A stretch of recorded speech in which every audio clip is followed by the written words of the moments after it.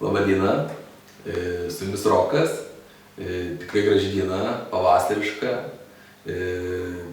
pavasaris ir pas mus Druskininkuose, ką tik iš kiemo, tikrai labai smagu. O aš šiandien norėčiau papasakoti apie gyvenimo etapus.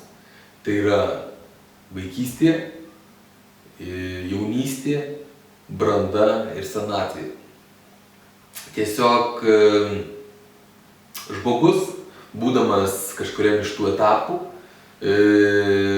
kartais jo tam tikros dalį žmogus būna ir kitam etape.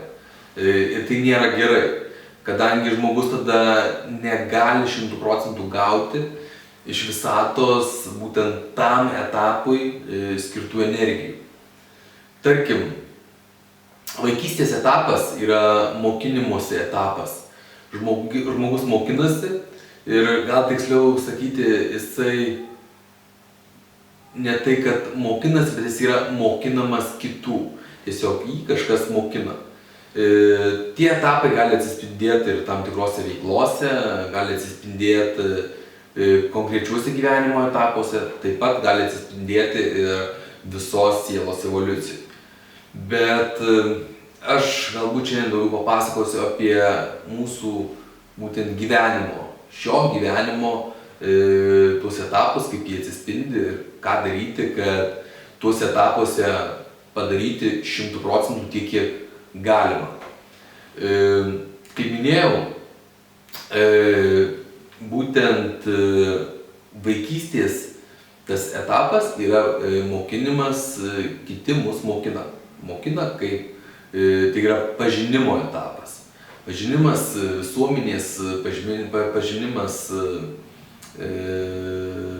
aplinkos, tos aplinkos, kurioje esame.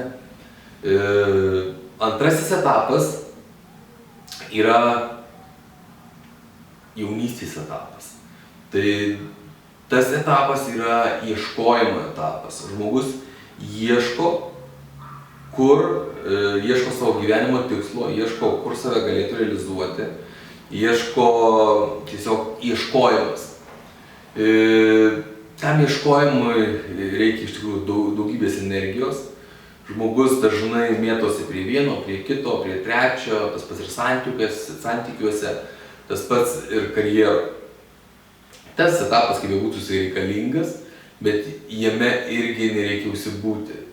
Jisai atrodytų dažnai suteikia daug laisvės, žmogus yra laisvas ir dėl tos laisvės dažnai nepereina į trečiąjį etapą, būtent brandą.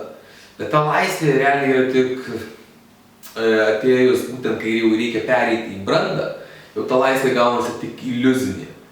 Nes žmogus, kuris yra jaunystėje ir kuriam reikia jau pereiti į brandą, jisai netenka daug energijos iš visatos būtent tam kūrimui.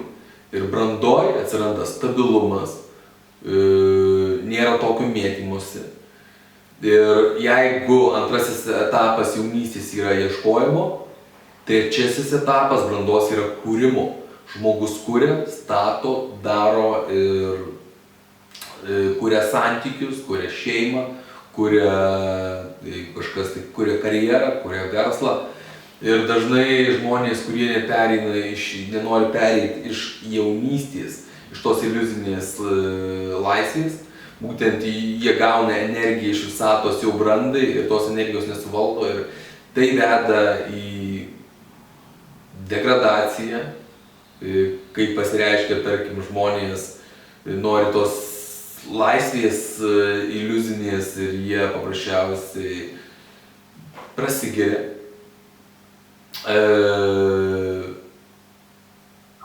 Jau reikalinga kažką kurti, o jie dar ten ir po 40, po 50 metų, po kažkokius vakarėlius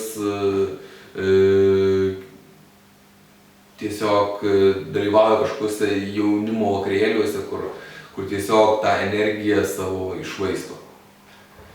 Senatvės būtent etapas. Tai yra džiaugimasis tais vaisiais, kurie buvo sukurti brandoje. Gal kažkas ir jaunystėje, gal kažkas vaikystėje, bet pagrindas būtent eina iš brandos. Tai yra džiaugimasis.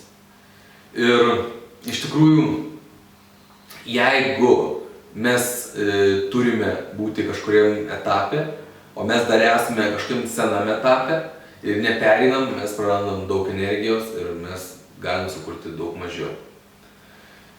Matantiems, tiesiog pasižiūrėkit per matymą, kokiam jūs etape šiuo metu turite būti, pasižiūrėkit, ką turite daryti, kad iš tų etapų, kuriuose jau jūsų dalys yra pabėgę, kad jas susigrąžinti ir ką turite daryti, kad 100% būtent save realizuotumėt iš tam etape, kuriam ir esate ir kuriam turite būti. Tai tiek šiandien apie vaikystę, jaunystę, brandą ir senatvę. Iki.